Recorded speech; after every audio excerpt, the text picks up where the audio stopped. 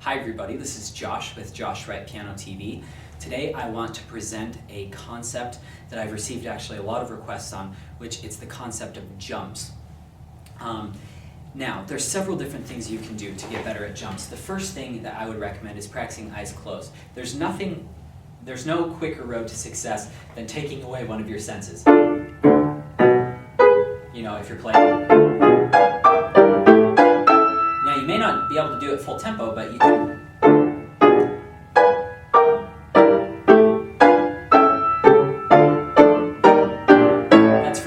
Variations. It's a perfect example of what to do. Or Chopin Ballade No. 1. I know I use these pieces a lot. I hope you guys don't mind. These are just pieces that I know very intimately, that I've studied a lot, and so that's why I demonstrate with these a lot. But these can be applied to anything, so you don't have to just do it to these.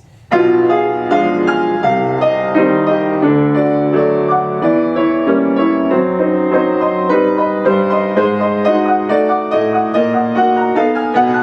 you're playing the end of this one,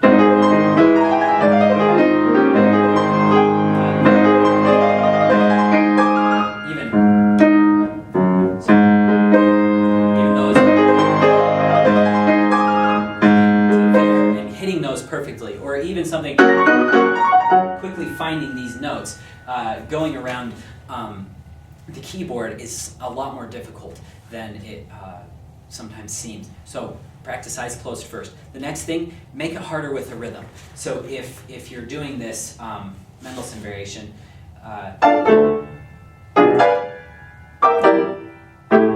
sorry. Oh, wow, I totally destroyed that.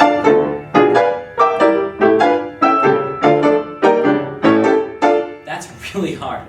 So you do long, short, or short, long, stuff like that. That's great for passages like this. Where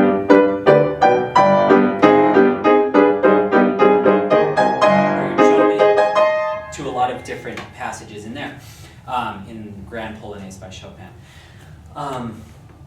The next thing I want you guys to do is, first of all, I went over this concept in the free hands video. Watch that video. Basically what I'm saying is the quickest route is the relaxed route. So you don't want to sit and prepare for this next position. Prepare. You want to do a limp hand and then go down to the next position quickly. So watch the free hands video if you're having trouble with jumps. That will also help you. Now for a new concept.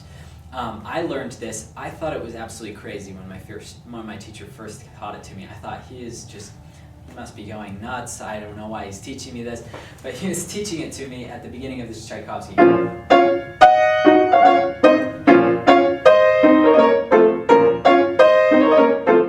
Okay, so he was teaching me those jumps, because like the worst thing is you start out, the orchestra's going, and then you come in, and you just destroy it. What he told me, in essence, it's kind of a Taubman technique type thing, but basically what you do is you find the notes in one hand before you find the next hand. I'm going to give you a really simple way of doing this. You just take two notes, jump to that left hand, and then come down with the right hand. Find the left hand note first, then find the right hand. Left, right. Okay, now, right here, find the left hand note and come over with the right hand. And you can, I'm just going over just to overdo this. You wouldn't actually do this in performance. So, over, and you quickly find the left hand note. I quickly find the left and the right. The reason for this might sound psychotic. I thought it was the first time I did it. And it's actually amazing, the concept behind it. It's scientific. Your brain can go really quickly between two things. It can focus on one thing and then another thing, and it can rapidly go back and forth between them. But when you try and do things simultaneously, your brain can panic, and you can then have passages that, rather than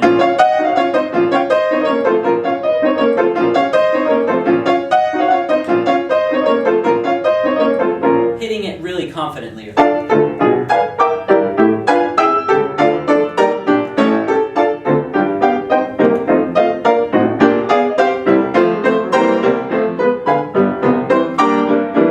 And I haven't even worked on that for maybe a year. that Mendelssohn, and it's still with me. Whereas if sometimes it can be really fragile, and it can just fall apart even after a day of practice. So what I want you guys to think of, focus on one hand more than the other, find your weaker hand and focus on that, and then think about finding that position a little quicker in one hand. Another really good example is when you have simultaneous arpeggios. I'm playing this Schubert sonata.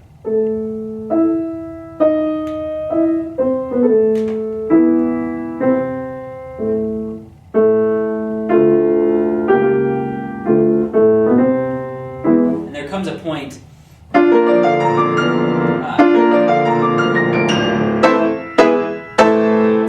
since I've been working on this. I had to work on some other stuff. This is hard. I always mess that up. Until I started using this method. Focus on the left hand and find your left hand a little quicker than right hand. So it goes left, right, left, right, left, right. In other words, I'm going to slow this down so everybody can see.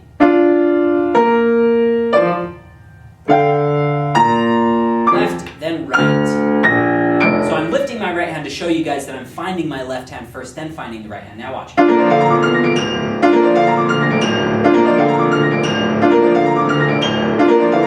It sounds so much better. I know that wasn't all perfect.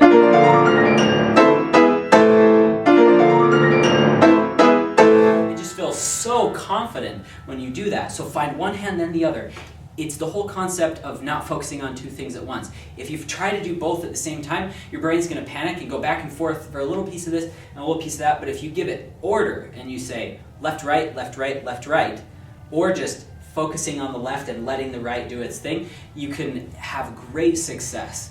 I hope this video has been helpful and given each of you some new ideas about jumps and how to accomplish successful jumps. And this takes a lot of work. This is not going to come in one day. For some of you it might, but for me it took lots of practice to get these good. But these were inspiring concepts for me. If you have any questions or would like to audition for private online lessons through Skype, my email is josh@joshwrightpiano.com. Thanks so much for joining me today.